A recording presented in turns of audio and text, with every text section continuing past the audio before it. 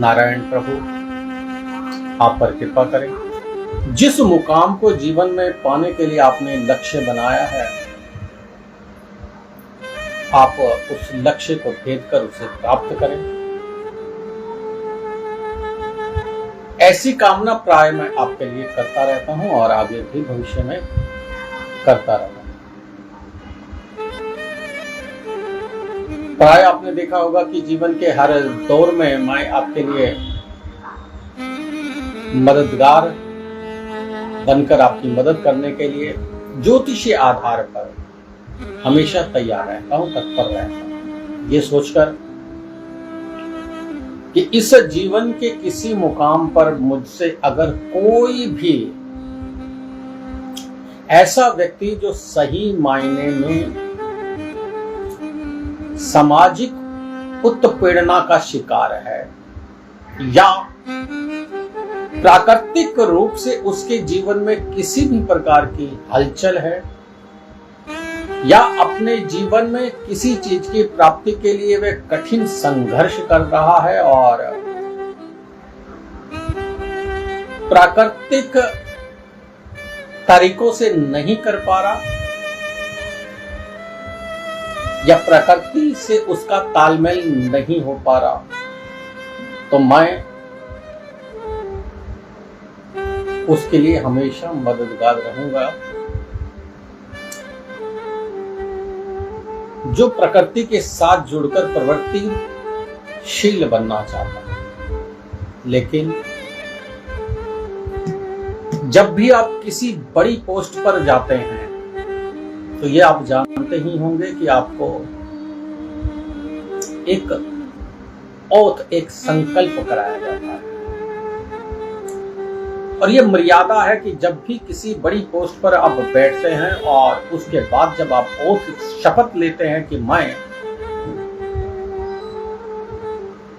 फलाना फलाना इसकी शपथ लेता हूं और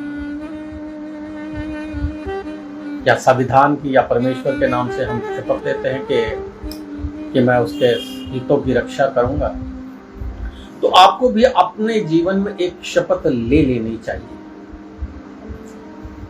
ये ईश्वर ने आपको जन्म दिया है, प्रकृति ने आपको जन्म दिया है। ये प्रकृति हमेशा आपके लिए तत्पर है, आपको देने के लिए तत्पर है, लेकिन आप उससे लिंक नहीं बना पाते। याद रखिए, प्रकृति और ईश्वर केवल और केवल कर्महीनों को नहीं देता।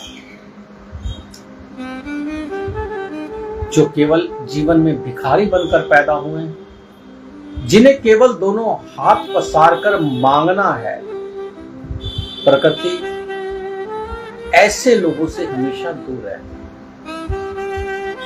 और प्रकृति का ही एक नाम गीता में भगवान नारायण ने कहा है कि मैं प्रकृति हूं। ईश्वर ही प्रकृति है और ईश्वर उन्हीं लोगों को देता है जो सदैव दूसरों को देते हैं।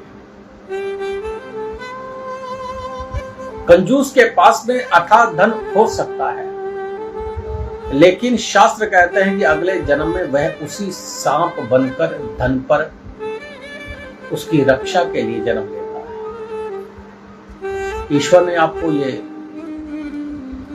शरीर दिया, इस शरीर में बुद्धि दी है और बुद्धि के माध्यम से आप अच्छे और बुरे को पहचान सकते हैं। आपको भी शपथ लेनी चाहिए, आपको भी ये वादा करना चाहिए कि यदि कोई आपके लिए निःशुल्क मदद करता है और आपके भविष्य में झांककर आपको आगे बढ़ने का मौका देता है या आगे बढ़ने में आपको सहायक होता है, तो आपको ये शपथ लेनी चाहिए कि आप भी अपने जीवन में कुछ भाग समय ऐसे व्यक्तियों के लिए निकालेंगे जिन्हें आपके सहयोग की जरूरत है। यदि आप चाहते हैं कि आप इस जन्म में इंसान और अगले जन्म में भी ईश्वरीय गुणों से संपन्न होकर वैभव से संपन्न हो, तो आपको ये शपथ ले लेनी चाहिए। हमारे शास्त्र हमेशा यही कहते हैं कि ओम तत्सत तत्सत श्री विष्णु विष्णु विष्णु। हम प्रभु को याद करके ये शपथ लेते हैं कि मैं इस संकल्प को लेता हूं कि मैं इस कार्य को करने जा रहा हूं। लेकिन हमें ये भी शपथ लेनी चाहिए कि जब ईश्वर हमें कुछ देता है तो हम उसका कुछ भाग ईश्वर के नाम पर दूसरों के लिए भी खर्च करें। यदि ईश्वर आपको कुछ भी देता है, 10वां अंश गुरु को दीजिए, अपना जन्म सफल कर लीजिए। और परमेश्वर से बड़ा गुरु कोई नहीं, प्रकृति से बढ़कर गुरु कोई नहीं। वर्ष में एक बार हम लोग व्यास पूजन पर अपने गुरु को याद करते हैं, उसे नमन करते हैं। यूं तो हमें हर साल गुरु पूर्णिमा याद रहती है, लेकिन इसके अलावा भी यदि हम प्रतिदिन अपने गुरु के बताए हुए मार्ग पर चलते हैं तो ये प्रकृति हमारे लिए सहयोगी बन जाती है। लेकिन गुरु बनाओ जान के और पानी पियो छान के, आजकल भारतवर्ष में पानी की स्थिति ऐसी है जो आपके लिए बीमारियों का कारण बन जाएगी। 7% तक का दूषित पानी खेती के लिए भी बेकार रहता है। इसी प्रकार से गुरु बनाओ जान के और पानी पियो छान के, ऐसा हमारे शास्त्रों ने कहा। ये संकल्प लेने की बात कहां से आई? आप ज्योतिष आधार पर जब भी आप किसी चीज का समाधान सुनते हैं या लिखते हैं और उसको प्रयोग करते हैं तो निश्चित आपको उसका फल मिलता है। कोई भी महात्मा, कोई भी संत, कोई भी गुरु आपको जब कोई कर्म करने के लिए कहता है तो निस्वार्थ भाव से वह आपके लिए उन प्रयोगों को बताता है।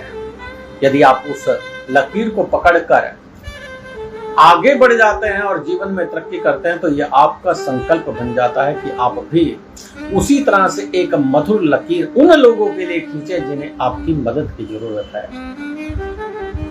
वेदों ने कहा है वासुदेव कुटुंबकम। ये सारा जगत, ये सारा संसार उसी परमेश्वर का बनाया हुआ है। और यदि हम इसी मार्ग पर चलते हुए अगर आगे बढ़ते हैं तो निश्चित हमारा कमाया गया धन कई गुना बढ़ सकता है। हमारे कर्म के आधार पर हम केवल धन को ही नहीं, लक्ष्मी के 8 प्रकार के सुखों को प्राप्त कर सकते हैं। धन लक्ष्मी, धरा लक्ष्मी, वाहन लक्ष्मी, वैभव लक्ष्मी, 8 प्रकार की लक्ष्मियां यदि आप प्राप्त करना चाहते हैं तो ये जीवन का नियम बना लीजिए कि प्रकृति जब भी आपको कुछ देती है तो 10वां अंश निकालकर आप उन व्यक्तियों के लिए खर्च कीजिए जो सही मायने में उसके लिए उसका अधिकारी है। मैं ये नहीं कहता कि आप जाकर मंदिरों में दान कर दीजिए, गुरुद्वारों में जाकर दान कर दीजिए, मस्जिदों में जाकर दान कर दीजिए, महात्माओं पर जाकर दान कर लीजिए। जिनके पास पहले से करोड़ों रुपए की गाड़ियां हैं वहां तो आप अपना सर्वोच्च लुटाने के लिए तैयार रहते हैं। जो पहले से ही मर्सिडीज गाड़ियों में घूम रहे हैं, जो एसी में घूम रहे हैं, ऐसे महात्माओं पर तो पैसा आप करोड़ों अरबों डाल देते हैं। लेकिन यदि अपने जीवन में सच्ची कमाई ऐसी बच्चे की पढ़ाई में लगाते हैं जो पढ़ना तो चाहता है लेकिन उसके पास में फीस भरने को नहीं है, तो ध्यान रखिएगा आपने परमेश्वर के लिए काम किया है।